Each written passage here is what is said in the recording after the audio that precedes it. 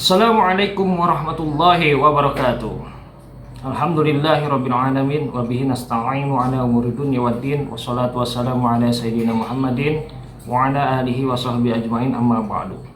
Pada postingan video kali ini saya akan menjelaskan perkataan Imam Syafi'i yang sering dinukil oleh ustadz-ustadz Wahabi tatkala mereka menyalahkan pendapat Imam Syafi'i, sebagaimana yang ada di dalam video berikut ini. Imam Nawawi meriwayatkan dari dalam Majmu' Syarh Al-Muhadzab, kata Imam Syafi'i rahimahullah taala, "Idza wajadtum fi kitabi khilaf sunnati Rasulillah sallallahu alaihi wasallam, faqulu bi sunnati Rasulillah."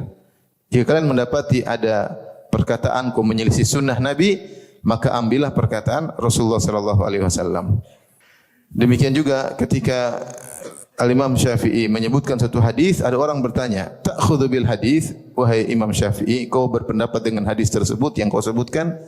Kata Imam Syafi'i, "Syahadu anni idza sahha indil haditsu an Rasulillah sallallahu alaihi wasallam falam akhudh bihi fa inna aqli qad dhahab." Ketahuilah, persaksikanlah, kalau ada satu hadis yang menurutku sahih, terus aku tidak mengambil hadis tersebut sebagai pendapatku, ketahuilah ketika itu akalku sedang hilang. Akalku sedang hilang, itu aku sedang gila ketika itu. Kaum muslimin yang dirahmati Allah Subhanahu wa taala, perlu diketahui bahwa sesungguhnya perkataan Imam Nawawi yang dinukil oleh ustadz ini hanya sebagian saja, tidak sampai selesai. Karena apabila perkataan Imam Nawawi dinukil sampai selesai, niscaya tidak akan ada orang yang berani mengkritik atau menyalahkan pendapat Imam Syafi'i seenaknya.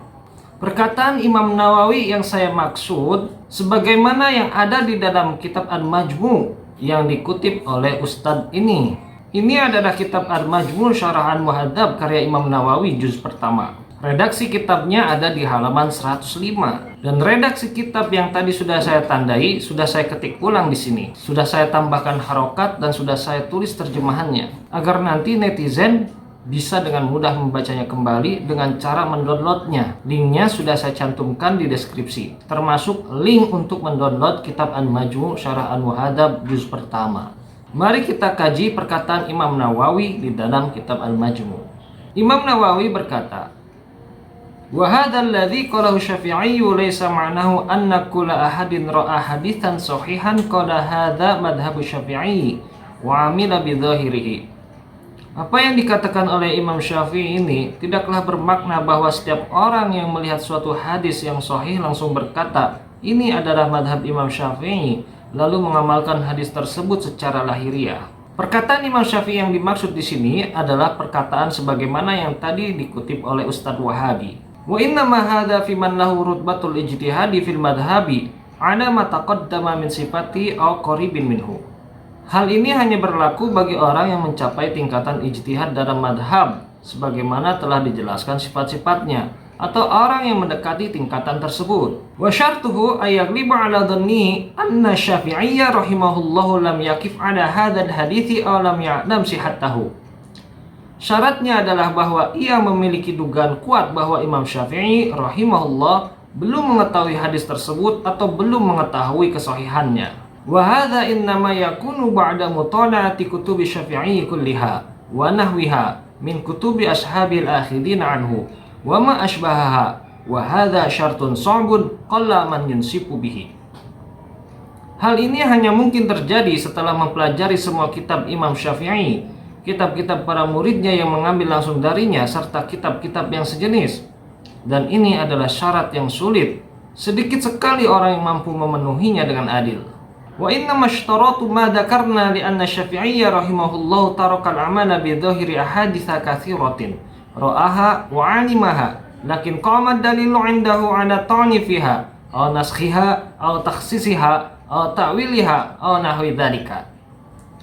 Mereka mensyaratkan hal tersebut karena Imam Syafi'i rahimahullah meninggalkan pengamalan terhadap lahiriah banyak hadis yang dilihat dan diketahui olehnya. Namun, beliau menemukan dalil yang menunjukkan adanya cacat dalam hadis tersebut, adanya nasakh, kekhususan makna, penafsiran tertentu, atau hal-hal lain semisal itu. Kitab Al-Majmu' Syarah Al-Muhadzab, halaman 105, juz pertama.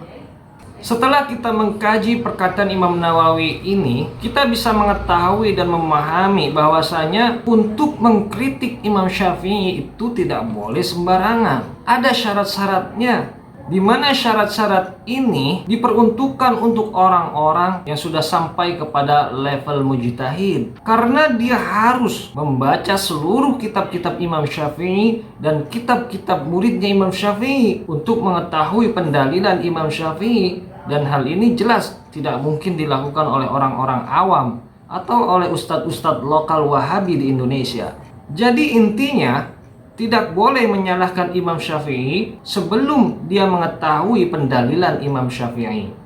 Apabila ada orang yang menyalahkan pendapat Imam Syafi'i, tapi dia belum membaca seluruh kitab-kitab Imam Syafi'i, kemudian dia mengutip satu hadis sahih, maka dipastikan bahwasanya dia tidak mengetahui ada hadis lain yang mentaksis hadisnya. Mentaksis artinya mengkhususkan makna, atau ada hadis lain yang menasakh hadisnya, atau hadis lain yang mewajibkan takwil terhadap hadisnya. Di mana hal ini memang sulit untuk diketahui oleh orang-orang biasa. Yang mampu mengetahuinya tentu adalah orang-orang yang memiliki hafalan hadis yang sangat banyak. Itulah sebabnya ada perbedaan pendapat antara Ustadz Wahabi dengan Imam Syafi'i di dalam beberapa masalah hukum fikih. Yang demikian dikarenakan Imam Syafi'i mengetahui semua hadis yang dihafal oleh Ustadz tersebut, tetapi Ustadz tersebut tidak mengetahui hadis-hadis yang dihafal oleh Imam Syafi'i. Jadi seandainya apabila kita menemukan Ustadz-Ustadz Wahabi yang menyalahkan pendapat Imam Syafi'i dengan mengutip satu hadis sahih, tidak perlu kita hiraukan dan cukup kita abaikan saja. Karena sebenarnya dia tidak mengetahui pendalilan Imam Syafi'i. Dan tentunya akan menjadi fitnah terhadap Imam Syafi'i apabila ada orang yang menyatakan bahwasanya pendapat Imam Syafi'i menyalahi hadis yang sahih, sementara dia sendiri tidak tahu pendalilan Imam Syafi'i. Dan fitnah-fitnah tersebut sekarang banyak terjadi dilakukan oleh ustadz-ustadz Wahabi. Demikian yang bisa saya jelaskan. Semoga Allah melindungi kita semua dari fitnah-fitnah Wahabi. Mudah-mudahan jadi ilmu yang bermanfaat. Allahu a'lam bishawab. Wassalamualaikum warahmatullahi wabarakatuh.